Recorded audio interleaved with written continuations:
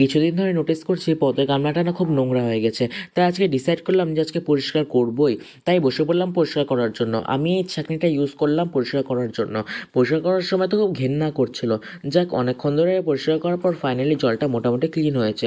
তারপর পানাগুলোকেও ধুয়ে নিলাম, কারণ আমার মনে হচ্ছিলো যে রুটসে মনে হয় নোংরা লেগেছিলো, সে কারণে যেন জলটা তো অনেক নোংরা হচ্ছে। তাই রুটসটা আমি একটু করে কেটে দিয়েছিলাম। এবার আসি দ্বিতীয় পদ্ম গামলায়। এটাতে তো সেরকম কোনো নোংরা ছিলই না, তবে জলের পরিমাণটা কম ছিল। তাই আমি একটু জল দিয়ে দিয়েছিলাম। ও বাবা, জল দেওয়ার পর দেখি সব নোংরা উপরে ভেসে উঠেছে। যাক, ভালোই হলো। তারপরে এই গামলাটাকেও পরিষ্কার করে যত নোংরা ও পানা ছিল সব ফেলে দিলাম। এবার আসি শাপলা গাছগুলো। শাপলা গাছগুলো তো সেরকম নোংরা ছিল না, শুধুমাত্র পাতা পচে যাওয়ার কারণে সেগুলো নোংরা ছিল, সে কারণের জন্য আমি সেগুলোকে ফেলে দিলাম। এবার আসি এই শাপলার গামলাটাতে।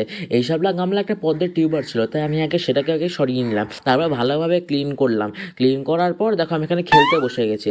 যাই হোক, সম্পূর্ণটা ক্লিন করার পর তখন এরকম লাগছে। বাই।